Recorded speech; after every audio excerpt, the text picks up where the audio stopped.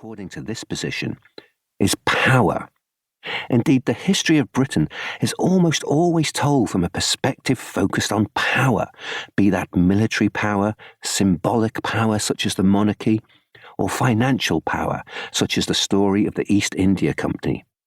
The problem with this approach is that the history of power is not something the vast majority of people in Britain connect with. We do not have power, so we are not hugely invested in stories about it. From what we know of it, it is something to be suspicious of, not something to be admired.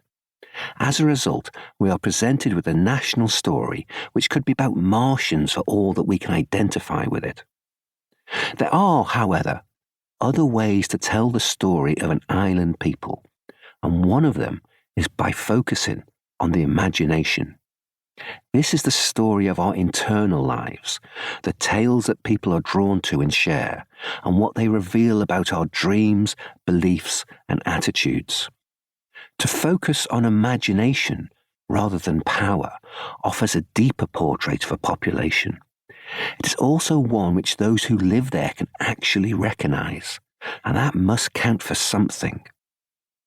Those who focus on power often do so in the belief that imagination is an ephemeral, weak, unimportant thing. This is not true, but imagination does influence the world in a different way to brute force. Water can be just as destructive as fire, even though its nature is to behave in an entirely different way. Imagination matters because ideas alter beliefs, beliefs shape attitudes, and attitudes decide actions. In this way does the story of the mind play out in the material world.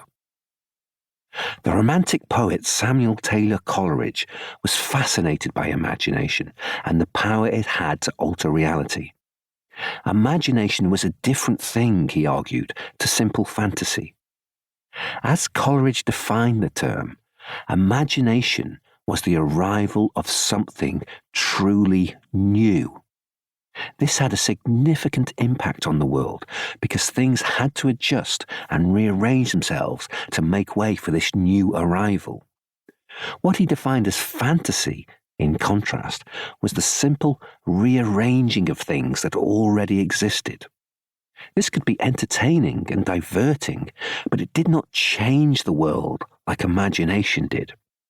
Had Coleridge been around in 1962, he would have classified most of the new songs and films being created then as mere fantasy.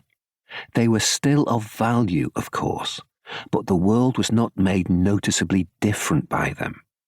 The events of Friday, the 5th of October, with hindsight, would have given him a perfect example of why true imagination, in all its world-changing power, was different to fantasy.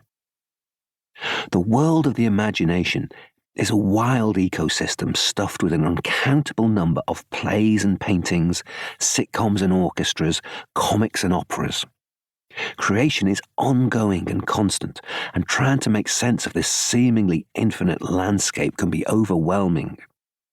Not everything, however, is equal. There are oversized monsters in this landscape. As with shipwrecked explorers who make it to an island only to find it inhabited by King Kong and Godzilla, the presence of two cultural monsters in the ecosystem does tend to bring a particular focus.